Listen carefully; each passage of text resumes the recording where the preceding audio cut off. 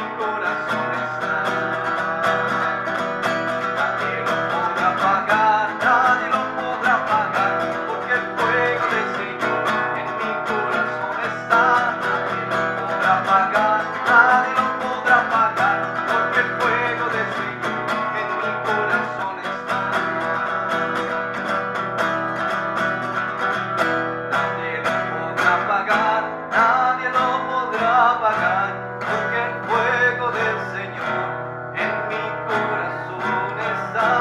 Nadie lo podrá apagar, nadie lo podrá apagar, porque el fuego del Señor en mi corazón está. Mi corazón está.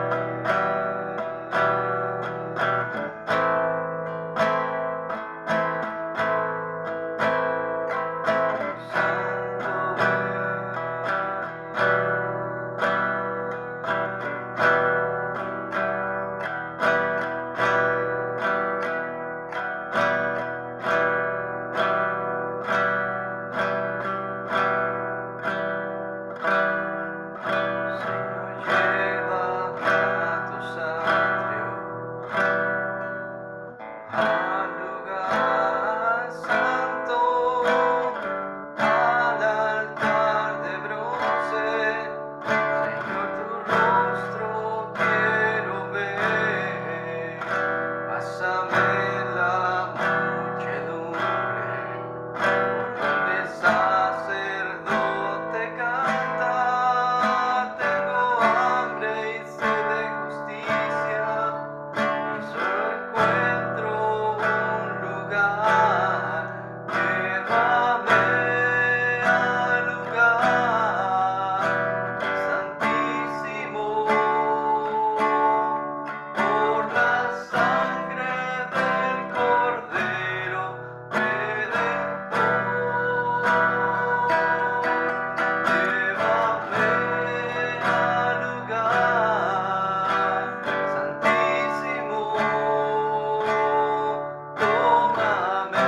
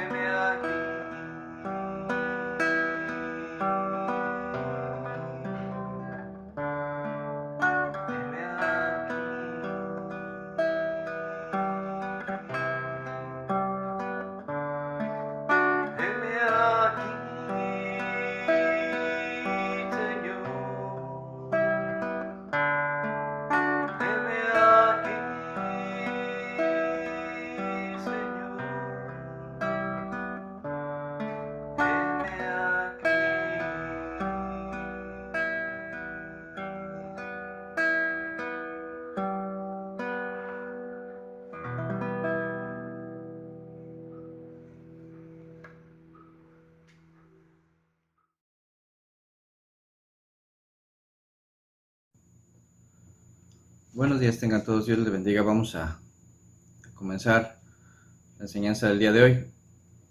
El día de hoy vamos a darle continuación de lo que habíamos platicado al texto de Segunda de Pedro, que leíamos hace una semana, para considerar realmente la importancia de lo que representa no caer, pero sí entender que hay una responsabilidad personal para poder realmente estar de alguna manera activos, si se le podría llamar, en búsqueda realmente de dar fruto, de poder ser de bendición. Y yo creo que con lo que vamos a empezar a estudiar el día de hoy vamos a entender por qué, de alguna manera, cuando una persona realmente desea crecer en Cristo, va a ser siempre de bendición. Y cuando una persona no crece en Cristo, por más que de alguna forma aprenda cosas, no se pierda ninguna enseñanza, inclusive aunque lea constantemente, si una persona realmente no alcanza a comprender lo que Dios demanda, no va a haber crecimiento en su vida y obviamente esto va a ser consecuencia de que no hay bendición para los demás en cuanto a su vida. O sea, su vida no va a reflejar una bendición a otras personas, sino que simplemente va a ser alguien con conocimiento, alguien que sabe hacer cosas, alguien que de alguna forma pues sí, y conoce la escritura, pero no refleja bendición. No hay bendición ni en su vida, ni él bendice a los demás. Si le parece, vamos a empezar leyendo el texto de 2 de Pedro capítulo 1. 2 de Pedro capítulo 1, versículo 5 dice: vosotros también, poniendo toda diligencia por esto mismo, añadid a vuestra fe virtud, a la virtud conocimiento, al conocimiento dominio propio, al dominio propio paciencia, a la paciencia piedad, a la piedad afecto fraternal, al afecto fraternal amor. Porque si estas cosas están en vosotros y abundan, no os dejarán estar ociosos ni sin fruto en cuanto al conocimiento de nuestro Señor Jesucristo. Porque si estas cosas están en vosotros y abundan, no os dejarán estar ociosos ni sin fruto en cuanto al conocimiento de nuestro Señor Jesucristo. Bueno, es un texto que se ha interpretado de varias formas, pero yo creo que es entenderlo de alguna manera literal, poniendo diligencia. Dice, añadid, sumar, ¿verdad? Incrementar en nosotros cada uno de estos puntos en nuestra vida. Y dice la escritura que si nosotros realmente valoramos esto está en nosotros y abundamos, o sea, no solo es tener, sino abundar en ello, dice, no estaremos ociosos y mucho menos sin fruto, que es algo de lo que hablaba el Señor Jesús, que decía que realmente tendría que haber fruto en aquellos que le siguen, ¿verdad? Cada uno según su capacidad, 30, 60, 100 por uno, cada uno conforme a lo que Dios también nos ha dado, capacidades, habilidades, etcétera, pero todos con fruto. Y es importante ver y valorar que aquí dice que si nosotros realmente nos ocupamos de este tipo de cuestiones en las que nos habla la escritura, dice, no estaréis sin frutos ni ociosos. Entonces siempre va a haber bendición en nuestra vida y obviamente para los demás. Nos vamos a detener el día de hoy para estudiar los tres primeros puntos que habla. Dice, añadid a vuestra fe virtud, y a la virtud conocimiento. Esta es una pauta importante y yo creo que el orden inclusive en el que se da tiene mucho que ver. No está de balde la forma en la que va trazando la línea de añadiduras, porque tiene que ver con una forma de vivir. No solo es llenarnos de conocimiento, si nos llenamos de conocimiento y no abarcamos los dos primeros puntos, les decía, vamos a ser simplemente huecos, personas, enciclopedias caminando, ¿verdad? Vivientes que saben muchas cosas, pero que al final de cuentas no tienen un propósito. Entonces no se trata no se trata de algo así.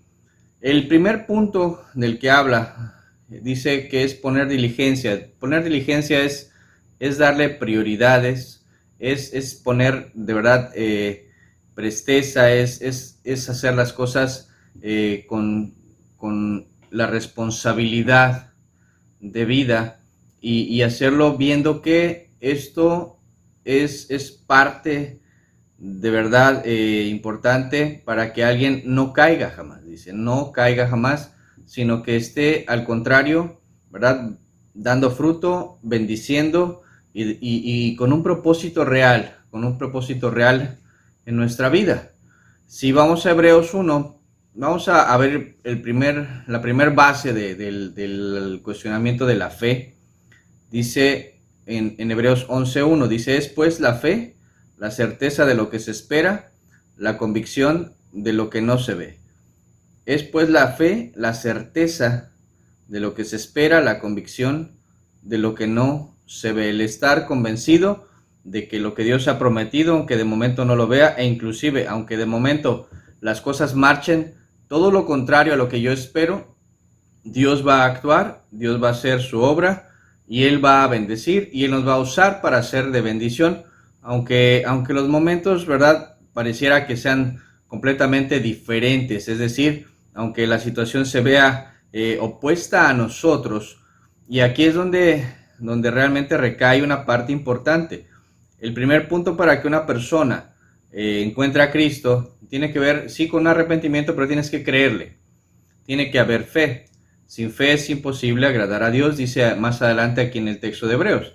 Sin fe es imposible agradarle a nuestro Señor. Entonces es parte fundamental, pero la fe no solo se queda en una cuestión inicial para que alguien se salve, sino que también la Escritura nos dice que el justo por la fe vivirá. Entonces es un caminar en el que vas creciendo en la fe, vas añadiendo, ¿verdad?, a esa fe inicial que nos llevó a Cristo, que nos llevó a sus pies, que nos hizo creer en Él y en lo que Él hizo por nosotros, a una madurez también en la cual la fe te lleva a más, te lleva realmente a ser de bendición, como en un momento dado, ¿verdad? El apóstol Pedro podía bendecir a otros, inclusive, como se menciona en la Escritura, ¿verdad?, con su propia sombra, nada más. O sea, era una cuestión tan fuerte que su vida era una bendición. Es verdad, llegó a tener situaciones complicadas, es verdad, él fue el discípulo que empezó a caminar sobre las aguas, que tuvo un tipo de fe cuando el Señor le demandó, pero que también miró a las aguas, miró la tempestad, miró la situación y dejó de mirar a Cristo y se hundió. Entonces, él experimentó diferentes situaciones en su vida para poder llegar a un tipo de madurez diferente en cuanto a su fe. Y cada uno de nosotros va a experimentar diferentes situaciones en nuestra vida para que nuestra fe, le decía, no se quede en esa fe inicial, en esa fe rudimentaria en la que nos lleva simplemente a creer en el perdón de nuestros pecados, sino realmente nos lleve a crecer en Cristo. Y es importante entenderlo. Vamos a andar un poquito más, vamos a más bien a entenderlo un poquito al final de analizar los siguientes puntos, porque es importante crecer en la fe e ir añadiendo, e ir incrementando también esa fe. No es solamente quedarnos, le decía, con la situación de yo ya creí, sino que debo de continuar y debo de avanzar en cuanto a la fe. Recordemos que David, cuando se enfrenta a Goliat, su fe era muy diferente que la de todo el pueblo. O sea, él no solo estaba seguro de que le iba a ganar a Goliat, sino que él inclusive estaba indignado, estaba molesto, porque el pueblo tampoco creía, o sea, no tenía confianza en su Dios. Y él decía, ¿cómo de que no? O sea, nuestro Dios es Dios de los ejércitos y Él ya nos ha dado la victoria. O sea, de antemano ya tengo la victoria, nada más tengo que ir a enfrentar la situación que me corresponde y se acabó. Entonces, realmente no era una situación de, ay, Señor, ¿será que vaya a vencer? No, él ya sabía que su Dios, ¿verdad?, le iba a dar la victoria en esa situación y simplemente fue a actuar. Entonces, en muchas cuestiones no solamente le decía es ver las dificultades, sino aprender a conocer a nuestro Dios. Y por eso dice inclusive en el versículo 8 que leíamos de segunda de Pedro, dice, no nos dejará estar ociosos ni sin fruto en cuanto al conocimiento, al conocer a nuestro Señor Jesucristo, conocer su carácter, conocer realmente su amor, conocer su poder, conocer quién es realmente nuestro Dios. Entonces, tiene que ver con eso. La fe, le decía, no solo es una cuestión básica, es algo que nos va a estar ayudando toda nuestra vida hasta llegar con nuestro Señor. La virtud. Añadir a nuestra fe virtud. La virtud como tal nos dice un significado de diccionario, dice que es la disposición de la persona para obrar de acuerdo con determinados proyectos ideales como el bien, la verdad, la justicia y la belleza. Dice disposición de la persona para obrar de acuerdo con determinados proyectos ideales como el bien, la verdad, la justicia y la belleza. Ese es el significado básico de virtud, pero también tiene que ver con cualidades como la bondad, la nobleza, la pureza, el honor, la rectitud y sobre todo hay uno de los conceptos que habla el de ser eficientes. El ser una persona virtuosa tiene que ver con ser una persona también eficiente y ese punto es importante en cuanto a los significados que nos da el concepto de virtud. ¿Y cómo lo puedo yo ver o cómo lo puedo entender según lo que nos dice la Escritura? Vámonos a Éxodo capítulo 18, versículo 21. Cuando llega el suegro de Moisés y ve que él se estaba agotando por tanta labor, por estar checando los casos de todo el pueblo, las quejas, las situaciones y tratar de hacer, ¿verdad?, justicia a todas las personas que se acercaban a él, llega su suegro y lo ve y ve que se está consumiendo porque era mucha gente, eran muchos casos y le empieza a aconsejar.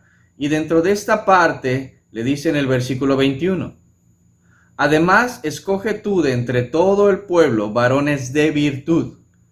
Además, escoge tú de entre todo el pueblo varones de virtud. Y le empieza a dar las características que él consideraba. Temerosos de Dios, varones de verdad, que aborrezcan la avaricia, y ponlos sobre el pueblo por jefes de millares, de centenas, de 50 y de 10. Ellos juzgarán al pueblo en todo tiempo, y todo asunto grave lo traerán a ti. Y ellos juzgarán todo asunto pequeño. Así aliviarás la carga de sobre ti y la llevarán ellos contigo. Así aliviarás la carga sobre ti y la llevarán ellos contigo. Es importante ver cómo él decía, consíguete varones de virtud, personas virtuosas. Y cuando empezamos a ver, ¿verdad? Son personajes que ya quisiéramos en nuestros partidos políticos y representándonos en nuestro país, ¿verdad? Como autoridades, que en ese tiempo así fungieron como jueces para poder ver casos y situaciones. Y dice, ya lo más complicado se lo llevaban a él, lo veía él, dice, eran varones de verdad íntegros, varones que no eran dados a la mentira, ¿verdad? Ni a hacer trampas. Dice que aborrecían la avaricia, que no iban a estar robando. Dice, y a este tipo de personas íntegras, llenas de virtud, dice, ponlo sobre el pueblo por jefe de millares, de centenas, de 50 y de 10. Y ellos juzgarán al pueblo en todo tiempo y todo asunto grave lo traerán a ti y ellos juzgarán todo asunto pequeño. Y así aliviarás la carga de sobre ti y la llevarán ellos contigo. O sea, personajes realmente de valor. Eficientes, pero también confiables. O sea, una persona que se llena de virtud y que realmente tiene estas cualidades, le decía, bondad, nobleza, pureza, rectitud, de esos varones de los que hablaba, ¿verdad?, el suegro de Moisés, temerosos de Dios, varones de verdad, que aborrezcan la avaricia. Dice, personas que realmente se vuelven confiables, honorables, respetables y que tienen la capacidad de bendecir a los demás, de ayudarlos, de solucionar sus problemas, de poderles ayudar a tomar decisiones complicadas. Esto tiene que ver con la virtud, con personajes que de alguna manera pueden ser realmente de mucha bendición, de apoyo. Son personas con las que sabes que puedes contar en algún momento complicado, pero también que te ayudan a tomar decisiones en tu vida que te ayudan, ¿verdad? Para darle otro énfasis a las decisiones que tú puedas llegar a tomar. Te dan otro punto de vista porque son personas en las que puedes confiar. Aquí entra ese punto, personas en las que tú puedes confiar. Y dice el libro de Lucas, el Evangelio de Lucas, capítulo 16, en el versículo 10. El que es fiel en lo muy poco, también en lo más es fiel. Y el que en lo muy poco es injusto, también en lo más es injusto. O sea, está hablando de un varón de virtud. O sea, el que es fiel en lo muy poco, o sea, en lo que se le pueda encargar, así sea algo muy sencillo, dice, también va a ser capaz de hacerlo en algo muy grande. Entonces tiene que ver con eso, con que te vuelves una persona realmente confiable. No solo para con el hombre, no solo para con una congregación, no solo para con algunas personas en tu familia o toda tu familia, sino también para con Dios, delante de Dios. ¿Por qué? Porque al final de cuentas tiene que ver con este tipo de situaciones. No es solamente con el ministerio, entendamos esto, no es solamente para que alguien ya sueñe con un pastorado, ministerio, no, tiene que ver más allá. O sea, realmente el pastorado y un ministerio no es lo más grande. O sea, realmente lo más grande es servir a los demás. ¿Por qué? Porque el que sirva más será llamado el mayor. Entonces tiene que ver con eso, con una persona confiable y servicial que realmente sabe bendecir a los demás. Una persona que añade virtud a su vida, cada día se vuelve más y más y más confiable para con las demás personas. Ahora, tiene que ver que una persona que abunda en virtud se convierte siempre en una persona honorable, una persona de respeto y eso independientemente de que pueda haber dificultades, situaciones en contra, ¿verdad? Obviamente no le va a caer bien a todos. ¿Por qué? Porque es una persona que no se da a la mentira, al engaño, al robo y a muchas cosas. Obviamente va a tener problemas en el trabajo, en otras situaciones, alrededor con gente que a lo mejor no esté de acuerdo con su forma de pensar y va a ser rechazado, pero eso no va a hacer que cambie su forma de ser. O sea, va a ser siempre una persona confiable porque su carácter va a ser templado, va a ser una persona que no cambie por las emociones o por lo que le digan o porque la manera en la que lo estén juzgando, sino que va a actuar conforme a justicia y a juicio. Entonces tiene que ver con esto, o sea, y obviamente no te vas a quedar en lo primero, en caerle bien al pastor, al ministro y hacer las cosas bien en una congregación nada más. Tienes que hacerlo empezando en tu casa, ser una persona confiable en casa, ser una persona que luche por realmente ganarse, ¿verdad? El respeto y la honorabilidad en casa. No por nada el apóstol Pablo mencionaba que cuando una persona deseaba ser, ¿verdad?, un diácono o un obispo, ¿verdad?, personajes que sirvieran en un grupo, en una congregación, en una iglesia, decía que tenían que ser hombres, ¿verdad?, que sobre todo gobernaran su casa. Hombres que gobernaran su casa, que no estuvieran desordenadamente, que tuvieran realmente a sus hijos en sujeción, que hubiera un control, que hubiera un orden. ¿Por qué? Porque si se puede tener realmente respeto y honorabilidad en casa, pues se puede tener afuera. Si eres fiel en lo poco, ¿verdad?, también en lo mucho puede ser igual. Y de hecho tu carácter tiene que ser el mismo en uno y otro lugar. No puede ser de otra forma, porque regularmente se tiende a tratar de caer bien y de servir y de hacer todo lo posible por lo que te pidan en una congregación, pero no eres capaz de mover un dedo en tu casa, con los tuyos, con la gente que está cerca de ti, y eso lo vamos a tratar de entender ahorita que avancemos y tratar de comprender cómo todo esto nos lleva realmente a un crecimiento, pero también cuando no lo tengo, se va a ir haciendo muy obvio en la vida de las personas.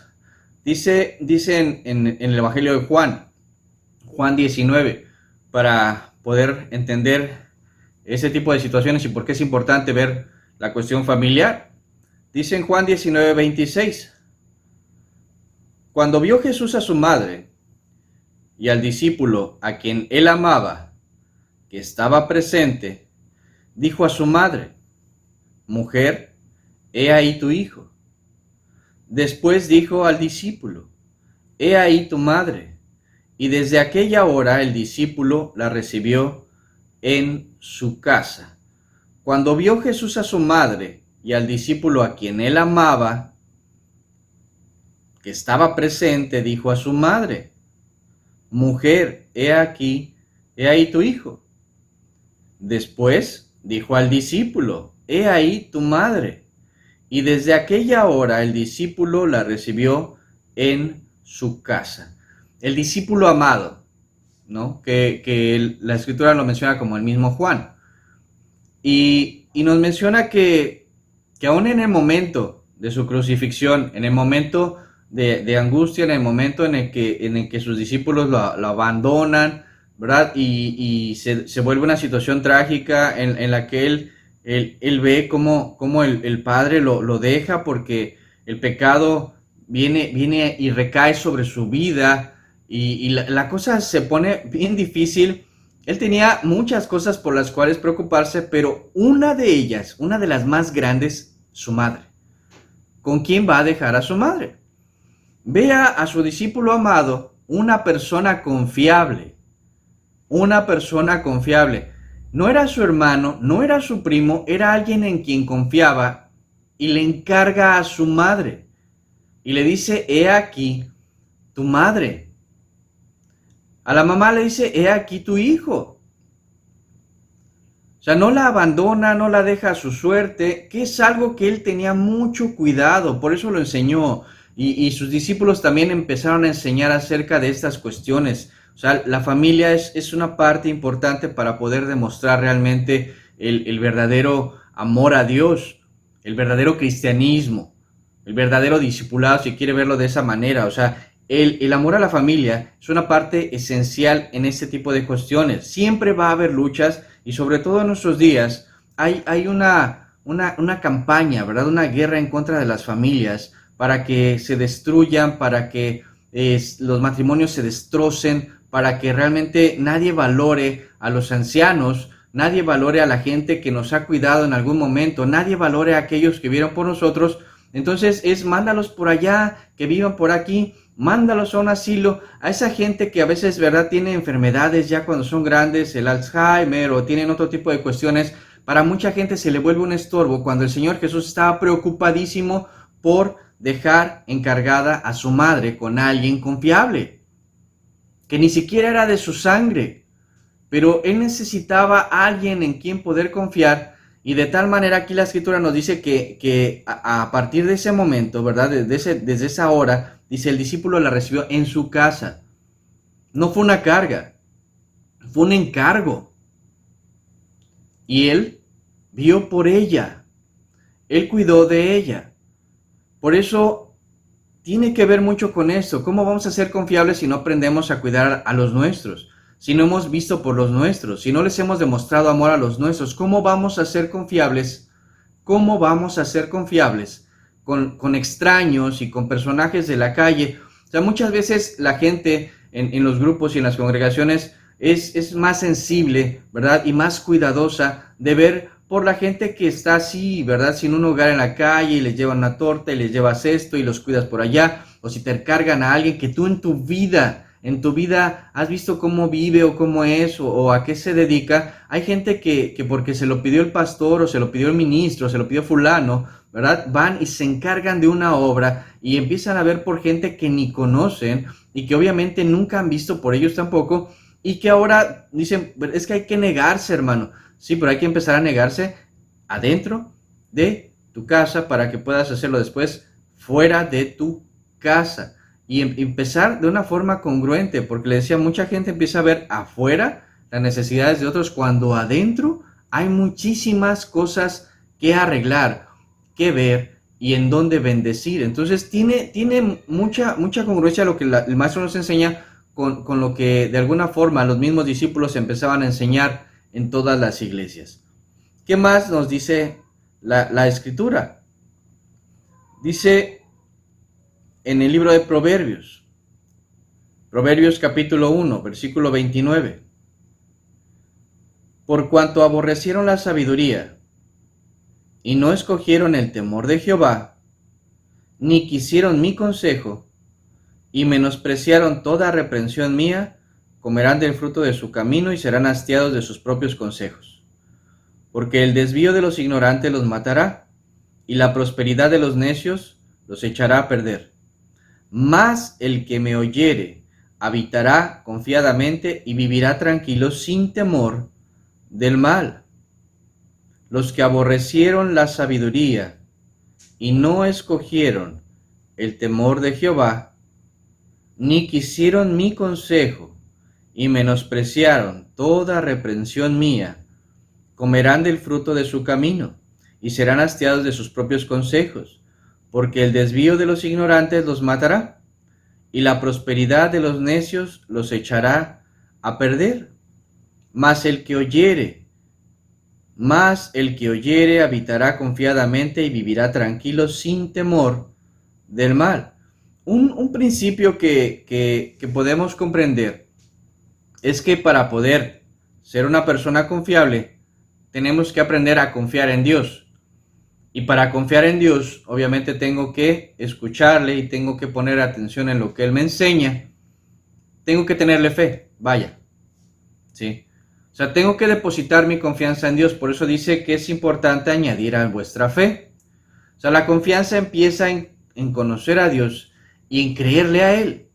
O sea, pero, ok, le creo a Dios, añado a esa fe constantemente, me vuelvo una persona confiable, o sea, una persona íntegra, no una persona que se desvía con los ignorantes y no una persona que va tras la prosperidad de los necios, que lo va a echar a perder. O sea, en vez de ayudarle a ser una persona de bendición, lo va a corromper, lo va a echar a perder, por cuanto, dice aquí, aborrece la sabiduría y no escoge el temor de Jehová, que leíamos en el texto de Éxodo, que tenían que escoger a varones, ¿verdad?, de virtud, temerosos de Dios. Entonces, cuando tú temes a Dios, le estás creyendo. Cuando tú eres una persona íntegra, una persona que no anda en pos, ¿verdad?, de riquezas incorrectas ni de situaciones incorrectas, dice, te vuelves una persona honorable, respetable y sobre todo una persona confiable.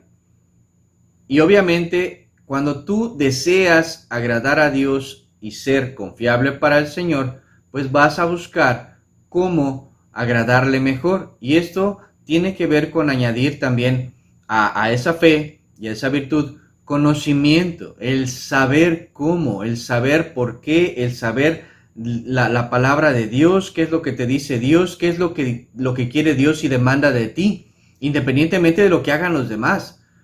Porque habrá quien a lo mejor no decida hacer la voluntad de Dios y no quiere hacerla porque va en contra de sus propias prioridades. ¿Y qué hace?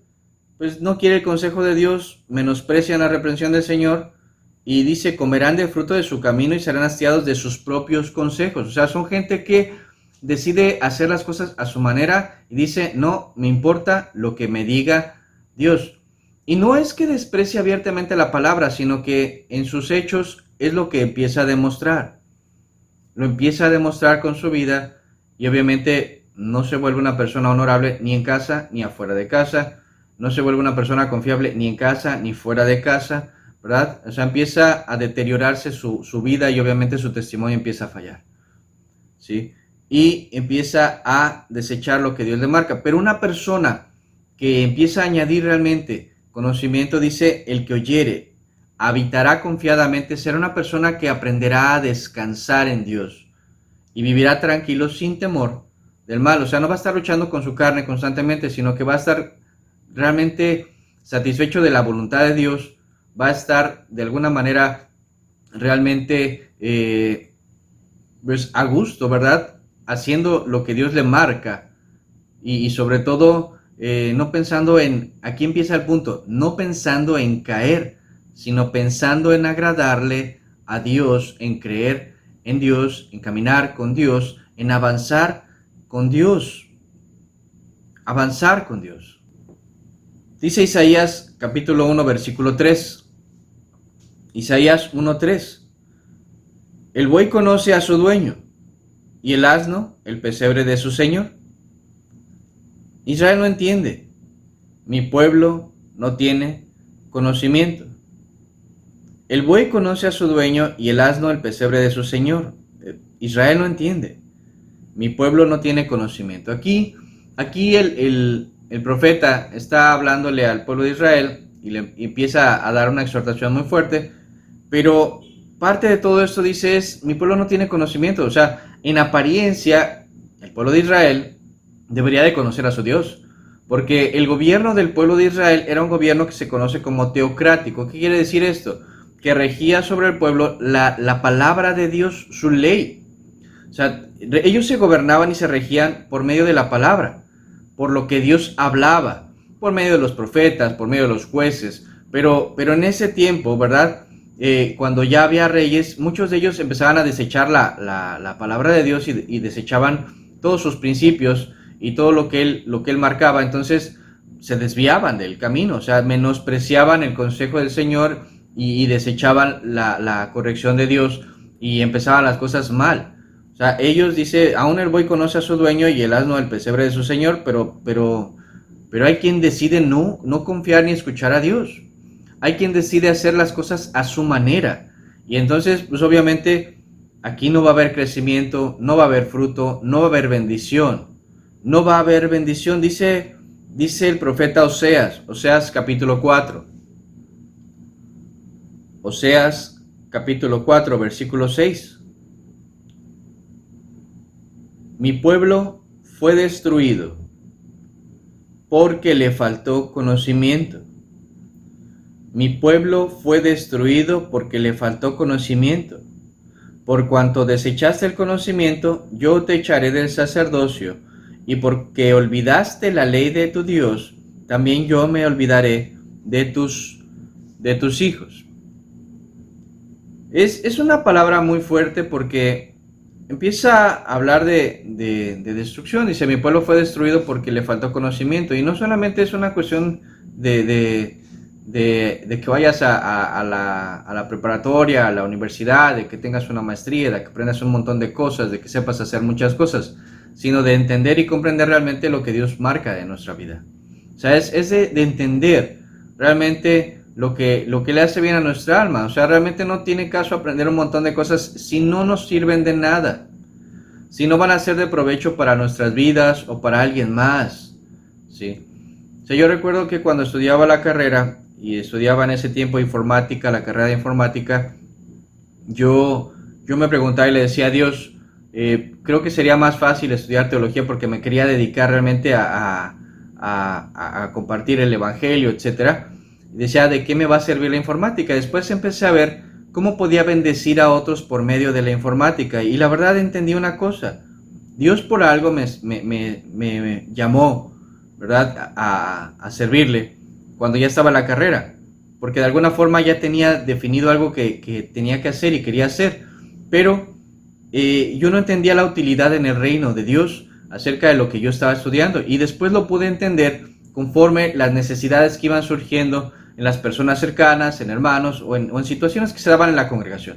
Entonces, realmente no podemos menospreciar nada. Todo lo que nosotros hemos aprendido, ya sea una mujer anciana en la cocina, en su casa, sirviéndole a sus hijos y sirviéndole a sus nietos, ¿verdad? Esa mujer puede ayudarle a aprender a otra mujer que no tiene experiencia en ese tipo de cuestiones para hacerlo bien, para poder bendecir en su casa. O sea, cada cosa que aprendemos nos va a ayudar para bendecir a otros, si estamos realmente pendientes de lo que Dios pide de nosotros, de lo que Él busca de nosotros. O sea, no es tiempo perdido todo lo que hemos vivido. Es esa experiencia que ahora nos puede servir para servirle a Dios. Ahora, ¿qué tengo que buscar? ¿Qué tengo que aprender? Pues cómo servirle a Dios, cómo le agrada a Él que se haga las cosas, cuál es el carácter de Dios, qué es lo que Él demanda en mí para que mi carácter se vuelva como el de Él, para que yo pueda dar ese fruto que Él espera de mí. Le decía, cuando realmente estamos conscientes de ello, no estoy peleando por tratar de hacer lo que hace el otro hermano o el otro. ¿Por qué? Porque a mi capacidad sé que estoy dando todo, y sé que a lo mejor mi todo es el 30%, comparado con el que da 100 a lo mejor, o comparado con el que da 60, pero yo sé que estoy haciendo mi máximo esfuerzo, y realmente dice la Escritura que nos esforcemos, porque el que persevere hasta el fin, ese será salvo. Y no es que sea por una cuestión de obras, no, no es por cuestión de obras, es por amor. Porque ahora entiendes que es importante ser una persona confiable, porque sabes que es importante ser una persona de respeto y honorable para poder bendecir a otros. ¿Por qué?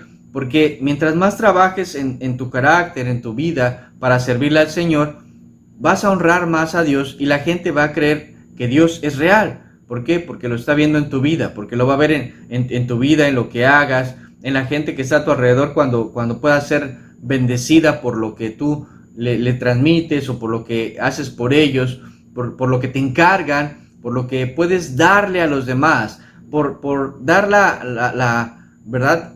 Caminar la segunda milla, aunque te pida nada más una, tú estás dispuesto a servir y hacer las cosas realmente por amor. Decía como el discípulo amado no era su madre,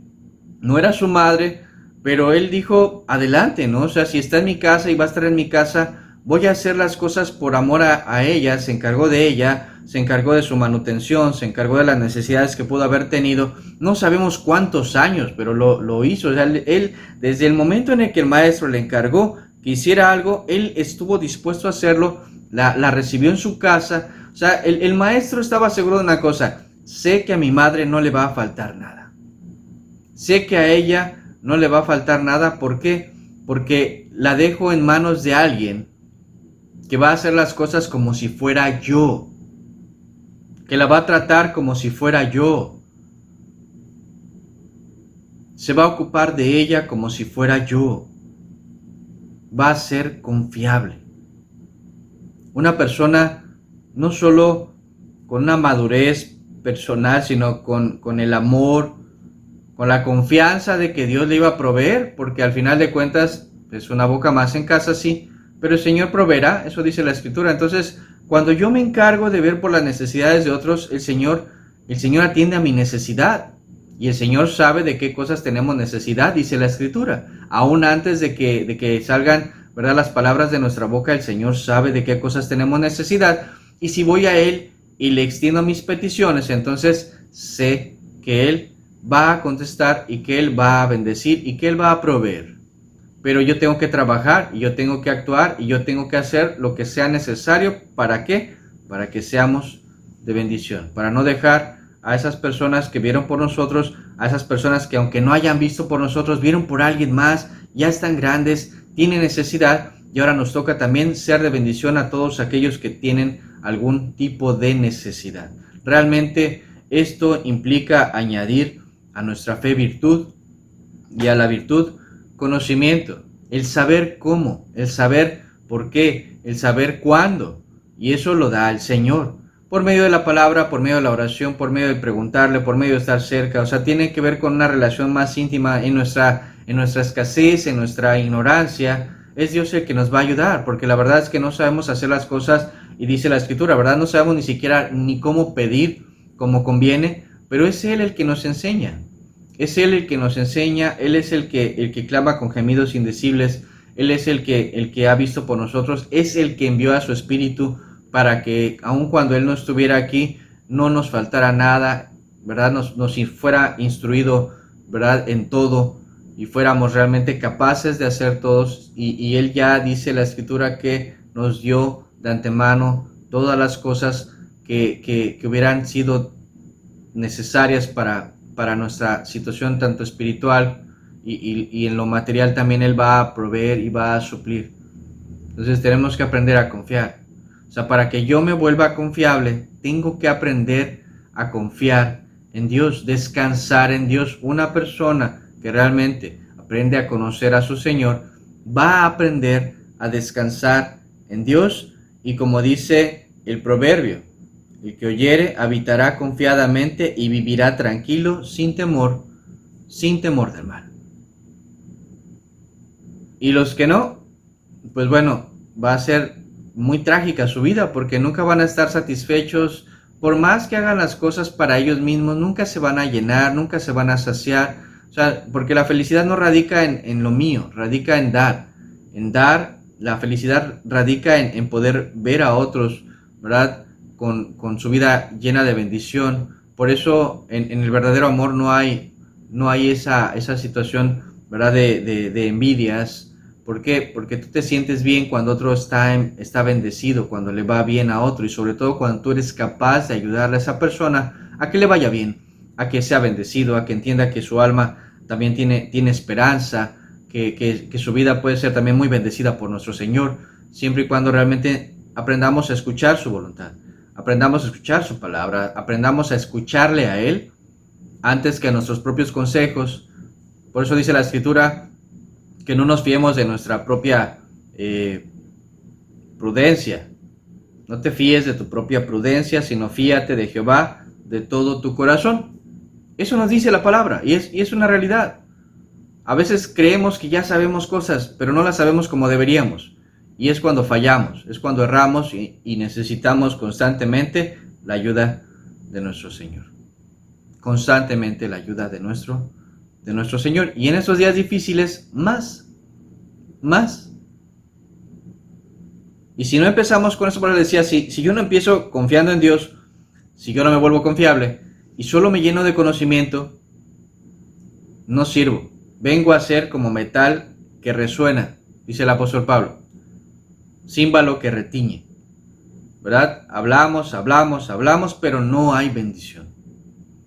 No hay bendición. O sea, sabemos muchas cosas, decimos un montón de cosas, pero se vuelve, dirían los estudiosos, retórica. Palabras, bla, bla, bla, bla, pero no hay una demostración, una manifestación.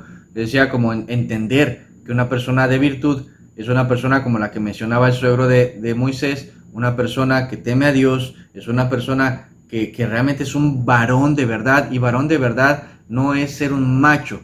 Un varón de verdad es una persona responsable, íntegra, que entiende que hay prioridades, que hay necesidades, que ve por los demás, que sabe suplir su casa, porque el mismo apóstol nos dice que si no cubrimos las necesidades de los de nuestra casa, no está hablando de tu esposa, de tus hijos, nada más, está hablando de tu casa, de los que están en nuestra casa, quien esté en nuestra casa, de suplir su necesidad de los que estén en nuestra casa, de ver por ellos, como Juan vio por María, aparte de ver a lo mejor por los de su casa, o sea, los que estaban en su casa, los que estaban habitando con ellos, él empezaba a ver por ellos, dice, porque si no suplimos esa necesidad somos peores que un incrédulo. Entonces, al final de cuentas, no somos hombres de verdad, no somos hombres de verdad.